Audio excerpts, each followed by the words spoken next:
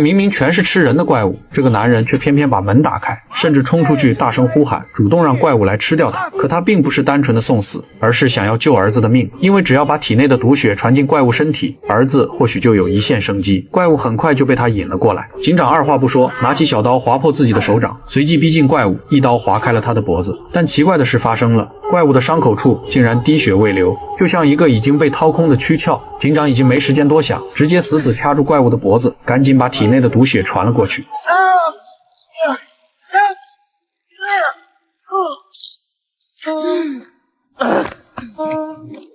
I like this game.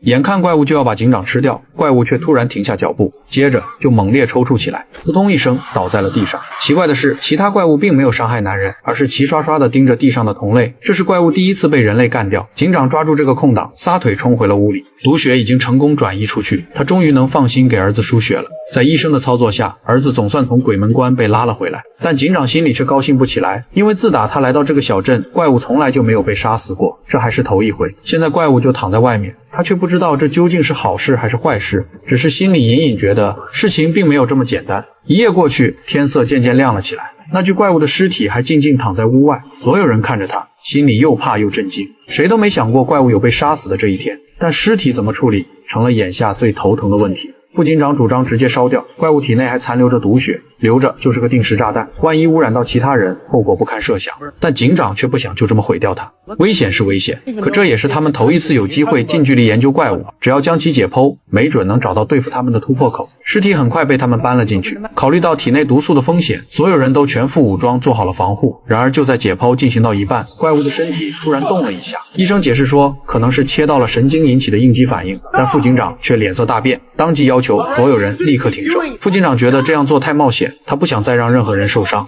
然而就在几人争执期间，屋里却出现了状况。护士走进手术室，却发现手术台上空空如也，怪物竟然不见了。他慌忙出去找警长几人，可却恰好碰到了怪物。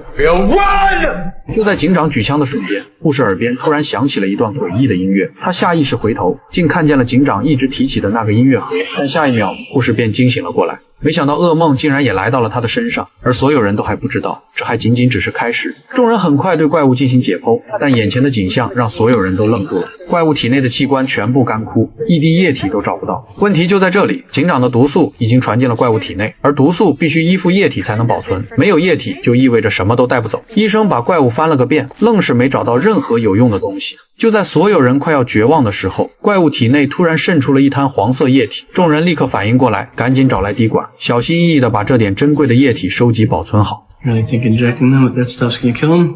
It's the best chance we got.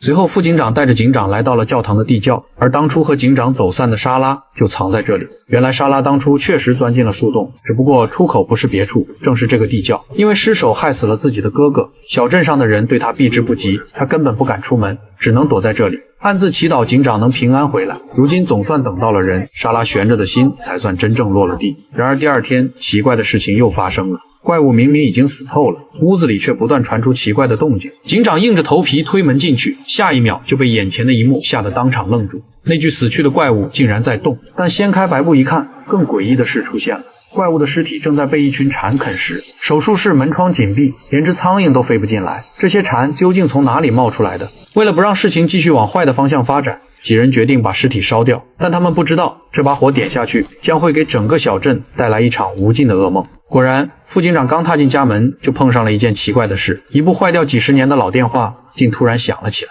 他拿起听筒，里面传来的不是人声，而是一段阴森的歌谣。Hello?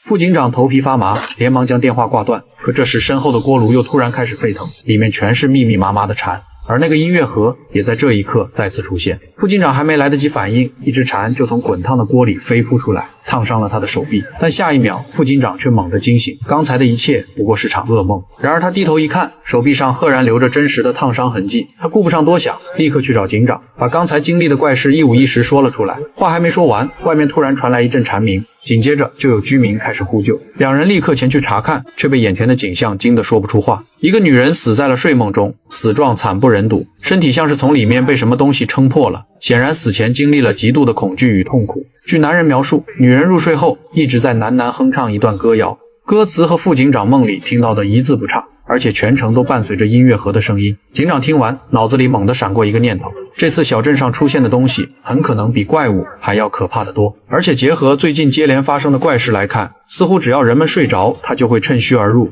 而梦里的受到的伤害是真实的，梦里的死亡也是真实的。看来在查明情况之前，所有人都必须保持清醒。为了让大家互相有个照应，警长决定把所有人聚到一起。但朱莉一听就有点慌了，因为他的父亲还在森林里。吉姆和约翰为了修好无线电，打算就在房车里过夜，对小镇上发生的这一切毫不知情。好在警长和首领及时找了过来，但天色已经暗下来，所有人只能就地待到天亮。为了验证那瓶黄色胆汁能不能对怪物造成伤害，警长直接把它涂在了子弹上。就在这时，意外突然发生，车厢里飘出了一段诡异的音乐。这个声音警长太熟悉了，和音乐盒里的一模一样。他心里清楚，一旦音乐停下来，可怕的东西就会找上门来。众人还没从恐慌中缓过神，地板下突然传来剧烈的震动。吉姆刚想俯身查看，四周的灯光开始忽明忽暗，所有人吓得当场愣住。警长只能拼命安抚，但约翰已经彻底崩溃，撇下所有人转身就跑。如今房车的窗户被砸破，根本挡不住外面的怪物。警长当机立断，让首领去发动车子，自己留下来拖住怪物。然而那些特殊的子弹打出去，对怪物却毫无作用。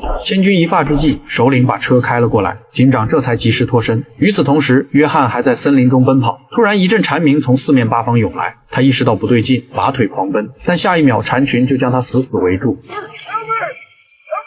而被蝉群盯上的不止他一个，安全屋里的护士只是不小心打了个盹，眼皮刚刚合上，蝉群就铺天盖地涌进房间，把他整个人吞没。